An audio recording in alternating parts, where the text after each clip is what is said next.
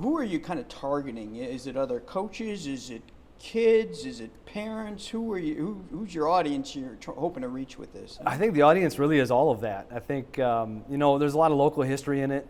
Teams that I've been lucky enough to coach that have been awfully good, and just kind of preserving some of our local history here. But at the same time, one of my passions is coaching coaches. Helping them out, especially young guys who are starting to get going. Kind of like I was a young guy 27 years ago, getting going in this when I was 20 years old, and one of the things I'm really promoting is that it's everything I wish I had known 27 years ago when I first embarked on this journey. And you talk about lessons, it's in the title.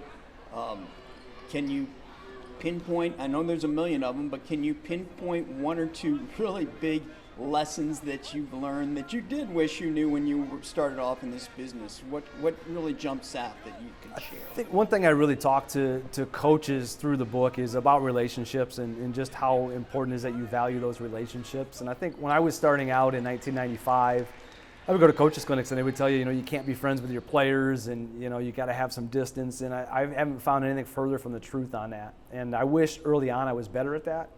And I think when I was younger, I tried to maybe be a little bit tougher because of the lack of age difference. I was 20 years old coaching 15-year-olds, and that made it challenging. And so there's some groups that I wish I could go back and just kind of value those relationships early on more.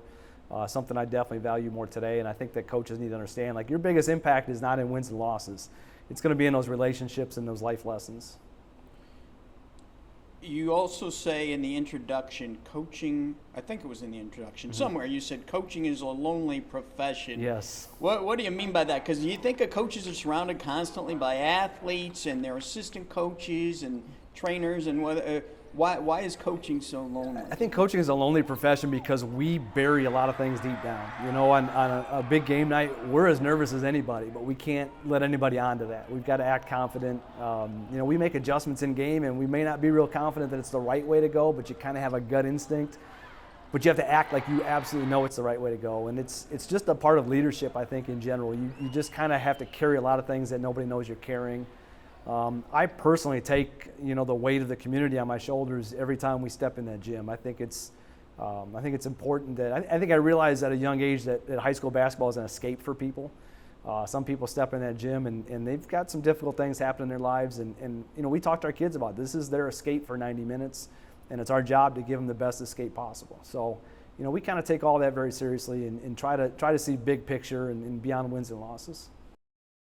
How long have you been working on the book? Is this something that you've thought for many years? One day I want to put all these thoughts down in a book, or is it something you just decided a year or so ago? How long have you? When November rolled around and we couldn't start practice, it's something that had been in the back of my mind to do at some point, and I just figured there's no better time. I've got all this time, so November, December, January is when a lot of it was written. Put it on hold a little bit through February, March when we were playing our season, and then got back to it late March and finished it probably first week of May. And from that point, we've just been kind of working with proofreaders, editors, publishers, printers, kind of all that stuff to get to the end process, which we're obviously very close to. Did you have some kind of experienced writer guiding you through this? No, I really did it all on my own. I tell you what, these days with an iPad, you just go speech to text and then you clean it up from there. So it was easy to get ideas down. Just kind of, I walked around my classroom after school every day for an hour with the iPad or during my planning periods, and just try to get ideas down on paper and then kind of roll from there. So it's a process that I think people might be amazed once they get going if they have some expertise on something and just what they can do with it.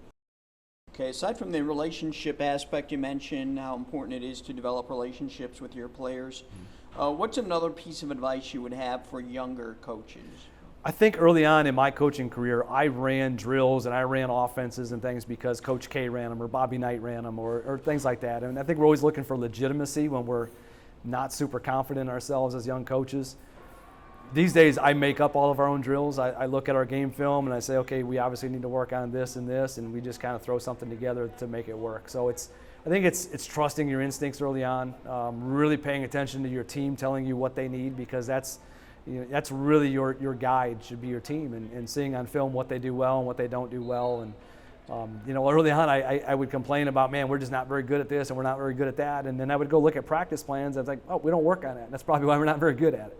It really can be that simple. I think sometimes we complicate things, and really let your team be your guide as far as what you're teaching, what you're emphasizing. What's been the biggest change you've seen in coaching over time? I think the biggest change I've seen is obviously been with the amount of games that kids play. I think even when I first started back in 1995, 96, there wasn't a lot of summer games to be had. AAU was for the elite, and that was about it. And now AAU and travel basketball figured out, hey, we can charge all these kids all this amount of money and get everybody involved. So we have kids playing, probably 150 games a year. I think the injury factor has increased as a result of that. I think the way recruiting happens has changed quite a bit to where the high school coach kind of gets bypassed in the process now. And it makes sense. I mean, the college coaches, summertime is when they're free. They get the opportunity to go to these gigantic tournaments and see all these top prospects all in one place. So a lot of changes, and most of them as a result of travel in AAU basketball. Will this book be available paperback, hardback, and digital, or how can people? Yeah, it'll be a hardcover book. It'll be available on Amazon, BarnesandNoble.com, Sony, Apple, pretty much any place you can buy a book these days. It should be available. So looking forward to that.